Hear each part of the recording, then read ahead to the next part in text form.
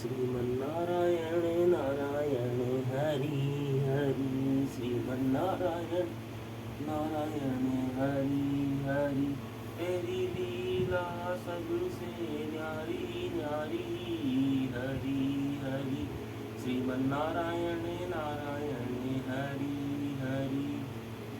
Hello दोस्तों, कैसे हो आप सब। आशा करता हूँ आप सब अच्छे और स्वस्थ होंगे। हम भी अच्छे और स्वस्थ हैं। सभी दोस्तों को नारायण नारायण नारायण। आज हम आपको महाशिव पुराण का अगला अध्याय सुनाएंगे। कृपया हमारे वीडियो को ज़्यादा से ज़्यादा शेयर कीजिए, लाइक कीजिए और सब्सक्राइब कीजिए। चलो अब हम शुरू करते हैं। ओम नमः शिवाय, ओम नमः शिवाय, ओम नमः शिवाय। जय हो ब्रह्मा विष्णु महेश आपकी सदाई जय जय हो।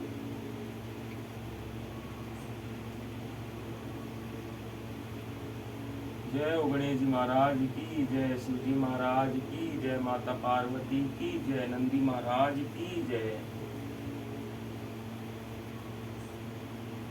आज का हमारा अध्याय है 12वां अध्याय है भगवान शिव की श्रेष्ठता तथा उनके पूजन की अनिवार्य आवश्यकता का प्रतिपादन। नारद जी बोले, ब्रह्मांड प्रजापते आप धन्य हैं, क्योंकि आपकी बुद्धि भगवान शिव में लगी हुई है। विधे आप पुनः इसी विषय का सम्यक प्रकार से विस्तार पूर्वक वर्णन कीजिए। ब्रह्मा जी ने कहा, तात एक समय की बात है, मैं सब ओर से ऋषियों तथा देवताओं को बुलाकर उन सबको क्षीर सागर के तट पर ले गया, जहाँ सबका हित साधन करने वाले भगवान विष्णु निवास करते हैं।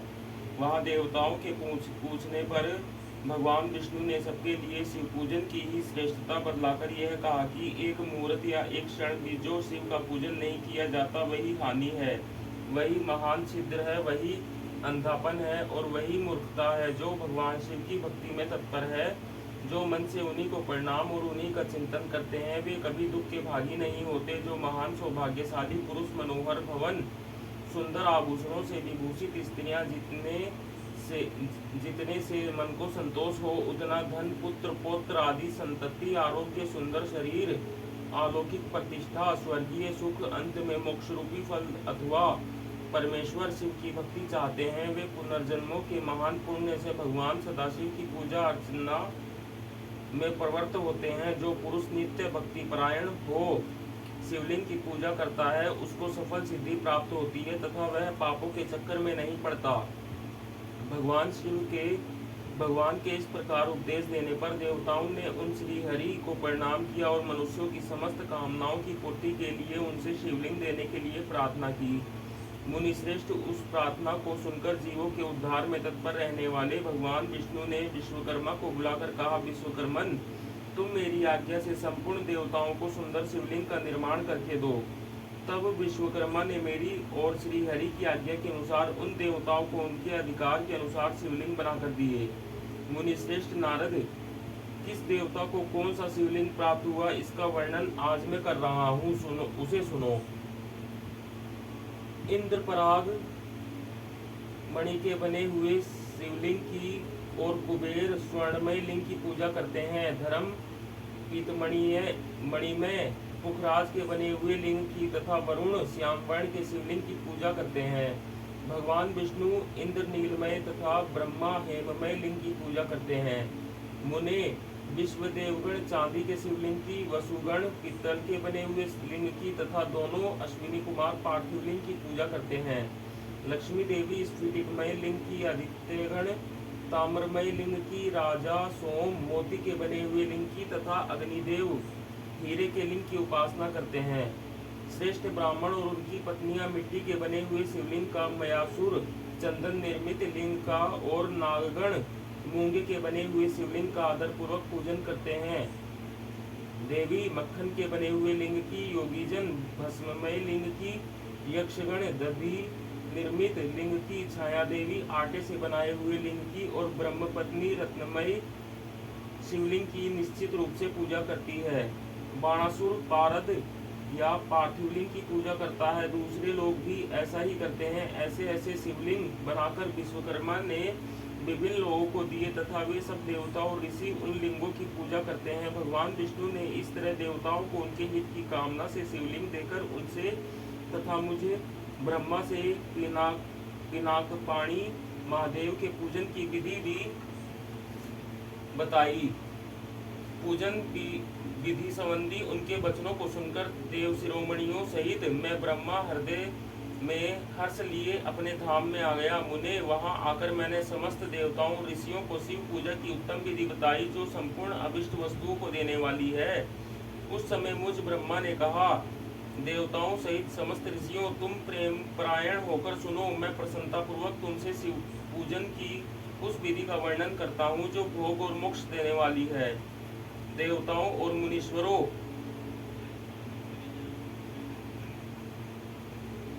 मम्मी मम्मी मम्मी जानवर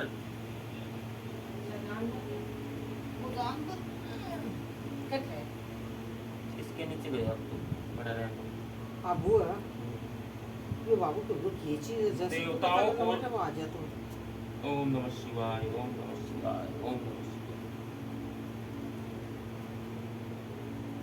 देवता अरे आप बुरो है तो शुद्ध बात है। देवताओं और मुनीश्वरों, समस्त जंतुओं में मनुष्य जन्म प्राप्त करना प्राय दुर्लभ है।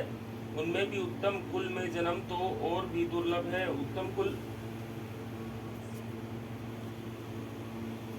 कुल में जन्म तो और भी दुर्लभ है। उत्तम कुल में भी आचारवान ब्राह्मणों के यहाँ उत्पन्न होना उत्तम पुण्य से ही संभव है। यदि वैसा जन्म सुलभ हो जाए तो भगवान शिव के संतोष के लिए उस उत्तम कर्म का अनुष्ठान करे जो अपने वर्ण और आश्रम के लिए शास्त्रों द्वारा प्रतिपादित है। जिस जाति के लिए जो क्रम बताया गया है उसका उल्लंघन न करे। जितनी संपत्ति हो उसके अनुसार ही दान करे। कर्ममय सहस्त्रों यज्ञों से तपोयज्ञ बढ़कर है। सहस्त्रों तपोयज्ञों से जप यज्ञ का महत्व अधिक है। ध्यान यज्ञ से बढ़कर कोई वस्तु नहीं है। ध्यान ज्ञान का साधन है, क्योंकि योगी ध्यान के द्वारा अपने इष्टदेव समर्थ शिव का साक्षात्कार करता है।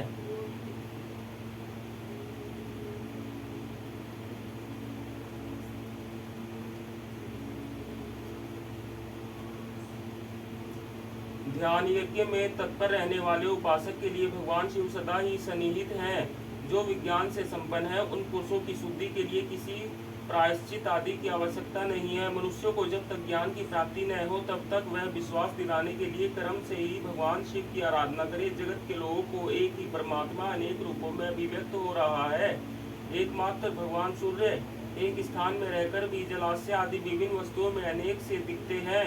देवताओं, संसार में जो सत्य या असत वस्तु देखी या सुनी जाती है वह सब पर ब्रह्मा शिव रूप ही है, ऐसा समझो। जब तक तत्व ज्ञान न हो जाए तब तक प्रतिमा की पूजा आवश्यक है। ज्ञान के अभाव में भी जो प्रतिमा पूजक की अवहेलना करता है उसका पतन निश्चित है। इसलिए ब्राह्मणों, यह यथार्थ बात सुनो। अपनी जाति के लिए जो क्रम बताया गया है उसका प्रयत्न पूर्वक पालन करना चाहिए। जहाँ जहाँ यथावत भक्ति हो उस पर आराध्य देव की का पूजन आदि अवश्य करना चाहिए, क्योंकि पूजन और दान आदि के बिना पातक दूर नहीं होते। जैसे मेले कपड़े में रंग बहुत अच्छा नहीं चढ़ता, किंतु जब उसको धोकर स्वच्छ कर लिया जाता है तब उस पर सब रंग अच्छी तरह चढ़ते हैं। उसी प्रकार देवताओं की भलीभांति पूजा से जब त्रिविध शरीर पूर्णतया निर्मल हो जाता है तभी उस पर ज्ञान का रंग चढ़ता है और तभी विज्ञान का प्राकट्य होता है।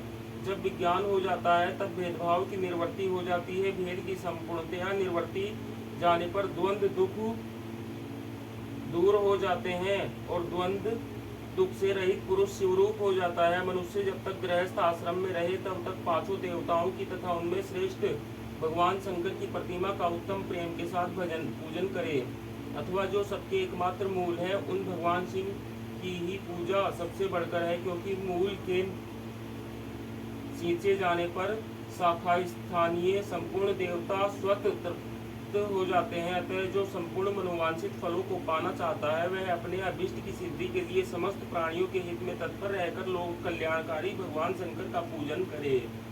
ओम नमः शिवाय, ओम नमः शिवाय, ओम नमः शिवाय।